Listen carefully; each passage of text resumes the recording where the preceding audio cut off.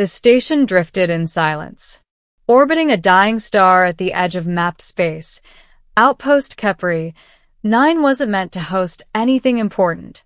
Just a listening post, a forgotten relay, a place where time stretched thin and uneventful, which was exactly why they chose it. Dr. Alara then pressed her palm against the cold observation glass, watching the star flicker like a candle about to die. The faint hum of failing systems vibrated through the walls, a constant reminder that the station itself was on borrowed time. Behind her, Kale sat motionless. He hadn't moved in nearly an hour. "Kale," she said softly, glancing back. "You should rest." No response. His eyes remained fixed on nothing, his posture rigid, hands resting calmly on his knees. If not for the slow rise and fall of his chest, he might have been mistaken for a statue. Alara sighed. When they first brought him here, she'd believed the official story, that Kale was a special asset, someone too valuable and too dangerous to remain within populated systems. But the truth was far more unsettling. Kale wasn't just dangerous. He was wrong. Not broken. Not unstable. Wrong in a way that made reality feel thinner around him. And tonight, that feeling was stronger than ever. The warning came without sound. No alarms. No flashing lights. Just a flicker in the station's gravity, barely noticeable, like a skipped heartbeat. Alara stiffened. "Did you feel that?" Kale's head tilted slightly. "Yes." One word. "Calm." "Certain." Alara's throat tightened. That wasn't a system glitch. "No," he said. It wasn't. Before she could ask anything else, the lights dimmed. Then died. Darkness swallowed the room. Emergency power kicked in a second later, bathing everything in a dull red glow. But something had changed. The air felt heavier, like something else was there. He had arrived. Silently. Efficiently. The assassin moved through the corridors like a shadow given form, his presence leaving no trace, no heat signature, no sound, no disturbance in the air. He was known only as Virex. Across 100 systems, his name was whispered with fear. Entire governments had collapsed overnight because of him. Generals vanished. Leaders died in sealed rooms with no sign of entry. And now he had been sent here. One target. One kill. The easiest assignment of his career. Alara didn't see a mentor. One moment she was alone in the lab. The next, "Don't move." The voice was behind her. Cold. Flat. Final. She froze. A blade, thin as a whisper, pressed gently against her neck. "I know who you are, Dr. Venn," the voice continued. "You will not scream. You will not resist. You will cooperate." Her breath trembled. "If you're here for me." "I'm not." The blade pressed slightly closer. "I'm here for him." Her heart dropped. "Kale." "Please," she said, her voice barely holding together. "You don't understand." "I understand everything I need to," the assassin interrupted. "You don't," she whispered. "You really don't." For the first time, there was a pause. Not doubt, but curiosity. "Explain," he said. Alara swallowed. "If you're here to kill him, you should leave." A soft, humorless chuckle came from behind her. "I don't leave targets alive." Her voice broke. "No, you don't understand."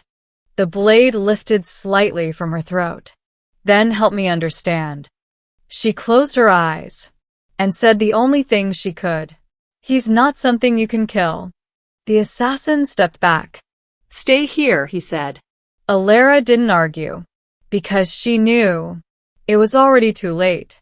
Kale was exactly where she'd left him, sitting, still, waiting. The assassin entered the room without a sound. No hesitation. No warning. His blade moved faster than thought, aimed precisely at Kale's throat. A perfect strike. Unavoidable. Unstoppable. Cale caught it. 2 fingers. That was all it took. The blade, crafted from quantum-forged alloy, capable of slicing through starship hulls, stopped completely between his fingers. The assassin's eyes widened. Just slightly. Interesting, he said. Cale looked at him. Really looked. And for the first time, the assassin felt something he hadn't experienced in years. Unease. You shouldn't be here, Cale said quietly. The assassin twisted his wrist, trying to free the blade. It didn't move. Neither should you, he replied. Cale tilted his head. Perhaps. And then, the blade shattered. Not broken. Shattered. Into dust. For the first time in his life, the assassin took a step back. What are you? He asked. Cale stood. Slowly. Calmly. I was hoping, Cale said, you could tell me. The assassin didn't hesitate. His second attack came faster. Too fast for normal perception.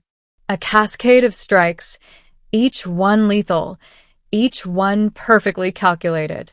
Cale didn't dodge. He didn't block. He simply wasn't there. The attacks passed through empty space. The assassin froze. Cale stood behind him. I've been trying to understand this, Cale said. What you're doing. What you are. The assassin spun, launching another strike. Again. Nothing. Again. Cale was somewhere else. I think, Cale continued, you exist within a very specific set of rules. The assassin's breathing grew sharper. And you don't. Cale smiled faintly. No. Alara ran. She didn't know why. Didn't know where. But she could feel it. The shift, the pressure, the wrongness spreading through the station. Reality was bending. And she was terrified of what would happen next. The assassin changed tactics. If physical attacks didn't work, then he would use something else. He activated his neural disruptor, a weapon designed to shut down brain activity instantly. Invisible. Unavoidable. He fired. Nothing happened. Cale blinked. That tickled. The assassin's composure cracked. Just a little. Impossible. No one resisted that. No one. You're not human, he said. Cale considered that. I was. Once. A long time ago. The station trembled. Lights flickered. Walls groaned. The dying star outside flared violently, its unstable energy spilling across the void. Inside the station, something was breaking. Cale stepped closer. The assassin stepped back. For the first time, he was retreating. You were sent to kill me, Cale said. Yes. Why? That information is not relevant. It is to me. The assassin hesitated. Then, because you're a threat. Cale nodded. That seems likely. Alara reached the doorway just in time to see it. To see him. Cale stood in the center of the room, calm as ever. The assassin, feared across galaxies, stood across from him. And he looked small. Cale, she shouted. Both of them turned. Her chest tightened. Please, she said. Don't. She didn't know how to finish that sentence. Don't hurt him? Don't break him? Don't become something worse? Cale's expression softened. It's okay, he said. No. It wasn't. The assassin made his final move. Not an attack. A decision. He triggered his failsafe. A singularity device. If he couldn't complete the mission, he would erase it. The entire station would collapse into nothing. Target eliminated. Mission complete. Alara screamed. Cale. Time stopped. Not metaphorically. Not emotionally. Literally. Everything froze. The flickering lights. The trembling walls. Even the expanding singularity. Paused. Held in place like a snapshot of destruction. Only Cale moved. He looked around. Curious. thoughtful. Then he walked over to the assassin, who was frozen mid-motion, eyes wide, finger on the trigger. Was this necessary? Cale asked gently. No response. Of course not. Time wasn't moving. Cale sighed. I was hoping, he said, we could talk longer. He reached out, touched the assassin's forehead, and for a moment, something changed. Not physically, not visibly, but fundamentally. Time resumed. The singularity Collapsed. not outward, but inward, shrinking, folding, disappearing entirely, as if it had never existed. The assassin staggered back. His weapon clattered to the floor. His breathing became erratic. What did you do? Cale tilted his head. I showed you. The assassin fell to his knees. Memories? No. Not memories. Understanding flooded his mind. He saw it. Felt it. The structure of reality. The fragile, delicate rules that governed everything. And how easily they could be changed. No, he whispered. His voice broke. No, that's not possible. Cale crouched in front of him. It is, he said. I've been living with it for a while. Alara approached slowly. Carefully. Cale, what did you do to him? Cale glanced back at her. I didn't break him, he said. I just removed his certainty. The assassin looked up. Tears streamed down his face. Not from pain. From something worse. I can't see it the same way anymore. Cale nodded. I know. Silence filled the room. Heavy. Final. Will you kill me? The assassin asked. Cale considered that. Then shook his head. No. Why not? Cale smiled faintly. Because you're already free. The assassin laughed. A hollow, broken sound. This isn't freedom. Cale stood. It is, he said. You just don't know what to do with it yet. Alara watched as the assassin, once unstoppable, untouchable, collapsed completely. Not dead. Not unconscious. Just broken. Hours later, the station was quiet again. The star outside dimmed further, closer to its final breath. Alara sat beside Cale. You could have killed him, she said. Yes. Why didn't you? Cale looked out at the dying star. I wanted to see what would happen if I didn't. She studied him. You scare me sometimes. I know. Are you going to leave? She asked. Eventually. When? Cale didn't answer immediately. Instead, he stood, walked to the observation glass, and placed his hand against it. The star flickered, then stabilized. Just a little. Just enough. Alara's breath caught. You can do that? Cale nodded. A little. She swallowed. Then why don't you fix everything? Cale looked back at her, and for the first time, he seemed tired, because, he said softly, if I do, I might stop understanding what it means to be human. Alara didn't know what to say, so she said nothing. Behind them, the assassin remained where he was. Alive. Awake. Changed. Forever seeing a universe that no longer followed the rules he once trusted. And Cale, the man who could break reality with a thought, simply stood there, watching a dying star, trying in his own way to remain human. The star should have died. By every measurable law of astrophysics, by every prediction Alara had studied, the star outside Kepri, 9 had minutes, hours at best, before collapsing into a cold, silent remnant. And yet, it burned.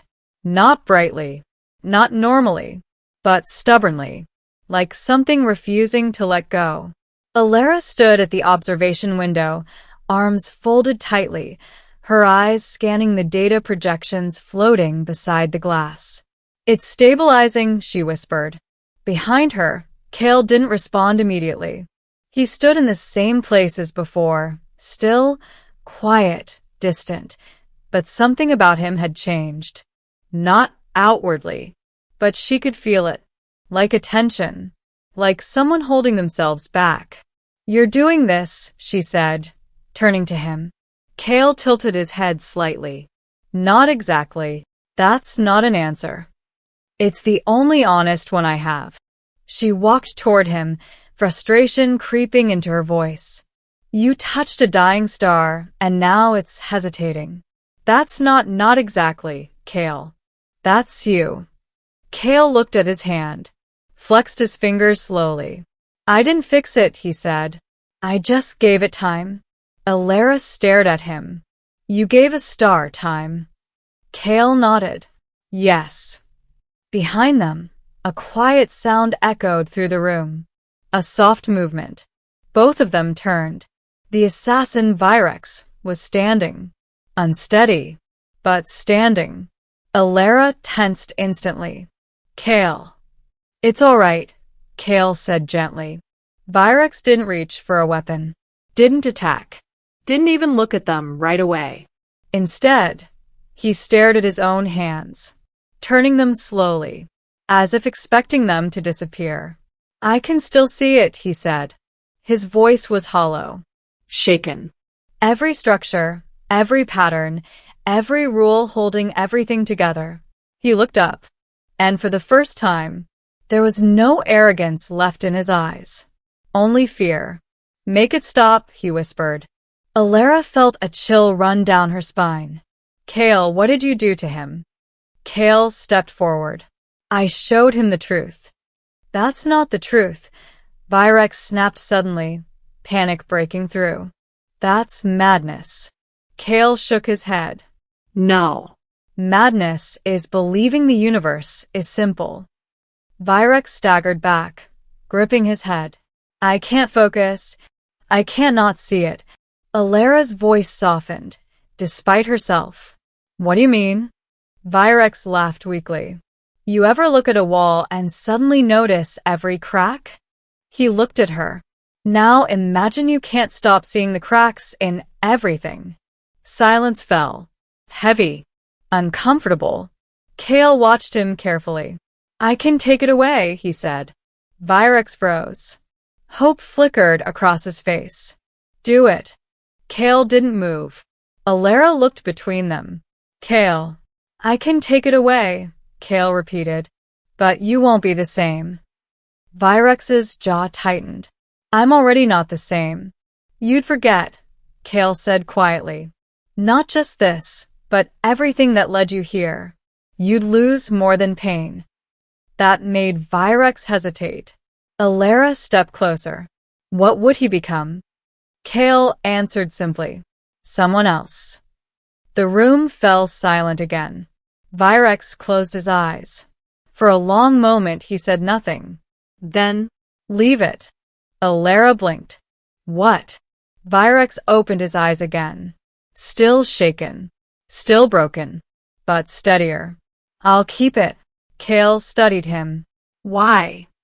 Virex let out a slow breath. "Because for the first time in my life." He looked at his hands again. "I know I was wrong." Cale smiled. Not proudly. Not triumphantly. Just gently. "That's a good place to start." Hours passed. Then more. The station didn't fall apart. The star didn't die. And no one spoke about how impossible that was. Alara sat at her console, pretending to analyze data she barely understood anymore. Her world, science, logic, rules felt smaller now. Fragile. Like something that could be rewritten. "You're quiet," Cale said. She glanced at him. "You changed him." "Yes." "You could change everything." Cale didn't answer. "That's what scares me," she admitted. Cale walked closer. Not imposing. Not threatening. Just present. "I don't want to change everything," he said. Alara searched his face. "Why not?" Cale looked back at the star. "It wouldn't mean anything." She frowned. "I don't understand." Cale gestured toward the observation window. That star is dying. Yes. I could fix it. Yes. I could fix all of them. Alara's breath caught. But if I do, Kale continued softly, then none of it matters anymore. She stared at him. No struggle, he said. No time. No choice. He looked at her again. And without those, He paused. what's left of being human? Alara didn't have an answer. Behind them, Virex sat on the floor. Quiet. Watching. Learning how to exist again. Days passed. The station sent no signals. No reports. No alerts. Because what could they possibly say? That an assassin had come to kill a man who couldn't be killed? That reality had bent, and then politely returned to normal? That a dying star had decided to wait? No one would believe them. And maybe that was the point. On the 7th day, Kale stood by the observation glass again. It's time, he said. Alara's chest tightened. So soon? Kale nodded. If I stay too long, things start to change. She looked around the station. At the stable systems. At the still-burning star. They already have, she said quietly. Kale didn't deny it. Virex stood as well. You're leaving? Yes. A long pause. Where will you go? Alara asked. Kale smiled faintly. Somewhere I'm not needed. She almost laughed at that.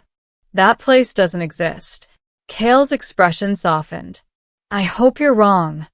He stepped toward the exit, then stopped. Alara. She looked up. Take care of him, Kale said, nodding toward Virex.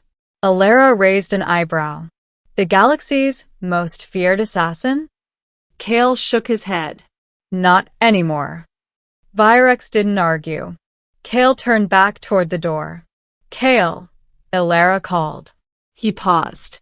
Will we see you again? For a moment, just a moment. He looked uncertain. Then he smiled. I don't know. And then he was gone. No flash. No sound. No distortion. Just gone. The station felt smaller without him. Quieter. More real. Alara stood there for a long time, staring at the empty doorway. Virex stepped beside her. He could have ruled everything, he said. Alara nodded. Yes. And he chose not to. She looked out at the star. Still burning. Still fighting. That's why he's stronger than anything I've ever known. Virex followed her gaze. For the first time in his life, he didn't see a target. He saw something fragile. Something temporary. Something worth protecting. And somewhere out there, beyond stars, beyond time, a man who could unmake reality itself, walked alone, not as a god, but as something far rarer. Someone who chose, every single moment, to remain human.